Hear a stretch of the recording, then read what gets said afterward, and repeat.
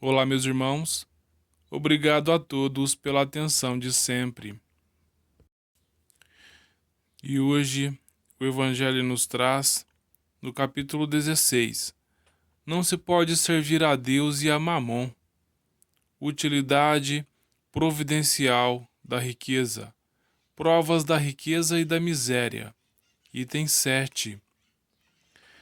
Se a riqueza houvesse de constituir obstáculo absoluto à salvação dos que possuem, conforme se poderia inferir de certas palavras de Jesus, interpretadas segundo a letra e não segundo o Espírito, Deus que concede teria posto nas mãos de alguns um instrumento de perdição, sem apelação nenhuma, ideia que repugna a razão, sem dúvida, pelos arrastamentos a que dá, pelas tentações que gera e pelas fascinações que exerce.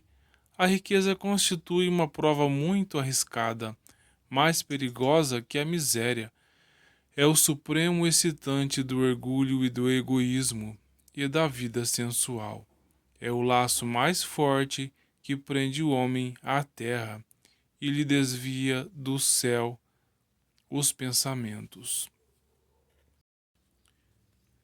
O Evangelho, então, vem nos ensinar que nós não devemos nos apegar à matéria. E neste trecho podemos observar que quando Jesus chama o jovem rico para que ele vendesse tudo o que tem, desse aos pobres e o seguisse, ele não teve em si forças para realizar tal ato. E então ele preferiu deixar o local e continuar a sua vida da maneira que estava.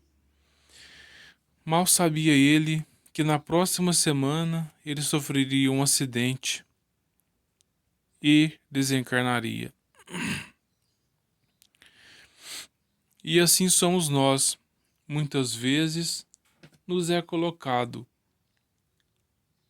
nós vamos servir a Deus ou vamos continuar servindo a riqueza? Mas em que sentido isso se aplica nas nossas vidas? É porque muitas vezes nós temos um trabalho na casa espírita, trabalho esse que tem nos completado, e de repente nos chega uma proposta de trabalho que vai fazer com que nós tenhamos que mudar de cidade, muitas vezes ficando até distante da família, e nós não temos forças suficientes para continuar o padrão de vida que estamos e preferimos acatar esta proposta que muitas vezes parece irrecusável, mas que depende de nós saber escolher ou não. E acabamos abandonando o cotidiano que nós tínhamos para assumir uma outra realidade. Mas, quando desencarnamos, não é diferente. Temos que abandonar o nosso cotidiano também e assumir uma nova realidade. Essa nova realidade é a da vida espiritual, com a diferença de que nessa nova vida nós estamos levando conosco a riqueza que adquirimos na terra. Mas como assim? Riqueza material? Não. A riqueza espiritual que nós conseguimos adquirir no tempo em que estávamos encarnados, as virtudes que nós conseguimos desenvolver, as pessoas que nós conseguimos perdoar, os padrões que eu consegui modificar em mim, os hábitos que eu consegui também modificar, os defeitos que eu eliminei. Tudo isso nós trazemos conosco quando desencarnamos. Nós não somos da terra.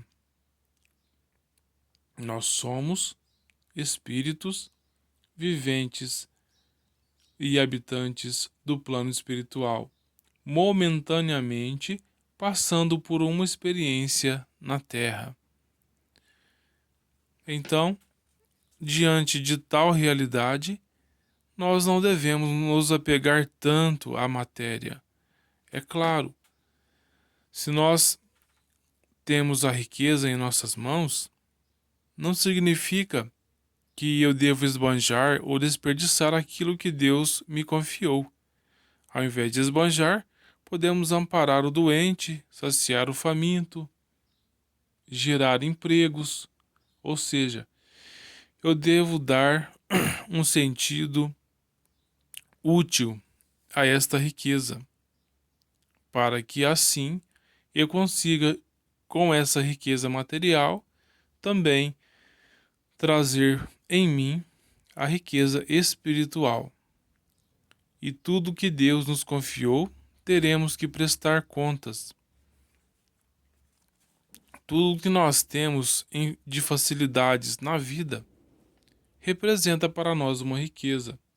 Existem aqueles que têm a facilidade do dinheiro nas mãos, mas tem também aqueles que têm a facilidade para a música, outro tem facilidade para a informática, outro tem facilidade em matemática. Tudo isso que nós temos em facilidade significa riqueza para nós, e nós devemos utilizá-la para auxiliar o próximo. Porque através desse auxílio ao próximo, como disse, nós vamos fazendo com que a nossa riqueza espiritual também cresça, as nossas virtudes. Então, que nós possamos fazer a nossa parte diante das misérias que nós encontramos pelo caminho. Quando vemos pessoas pedindo pão, pessoas no sinal pedindo uma moeda, por que não doar? Por que esperar que ele arrombe um carro para pegar o que ele necessita? Ele está pedindo. Se ele está pedindo, significa que ele ainda não pendeu para a criminalidade. Agora, se nós esperamos, ao invés de doar aquela moeda a ele, esperamos ele arrombar um carro para poder pegar o que ele necessita, de forma indireta nós acabamos contribuindo para que ele adentre para a criminalidade. Então, devemos tomar cuidado com os dons que Deus nos confia e fazer com que eles, semelhante à parábola dos talentos, venham a trazer rendimentos. Porque a riqueza é uma ferramenta de progresso. O homem é que abusa e muitas vezes se torna escravo dela. Então, nós não devemos deixar que os bens materiais nos escravizem. Nós devemos sim fazer deles a utilidade providencial que Deus nos coloca. E engana-se aquele que acha que a fortuna aumenta a nossa caridade. Muito pelo contrário. Muitas vezes nós temos uma condição simples financeiramente e quando adquirimos a fortuna, ao invés de nós olharmos para trás ao que éramos, muitas vezes nós nos conservamos arrogantes, nos colocamos diante do próximo, nos achando melhores do que eles, enquanto que, por ter passado pelos mesmos caminhos, nós deveríamos ter sim um pouco de reconhecimento. E é por esse motivo que nem sempre Deus concede a riqueza àqueles que desejam, porque Ele vê que naquele que deseja a riqueza e não a tem, a riqueza foi desta pessoa tirada justamente porque ela não soube aproveitar, porque ao invés de auxiliar o próximo, ela se conservou arrogante.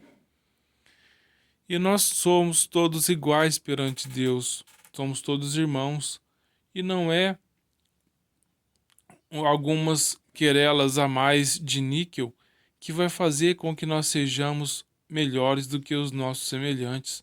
Continuaremos sendo iguais, continuaremos estando na carne com os nossos defeitos e necessitados de reparar. Então, que façamos a nossa parte. Aproveitemos o nosso tempo na terra. Ele é precioso. Muita paz a todos.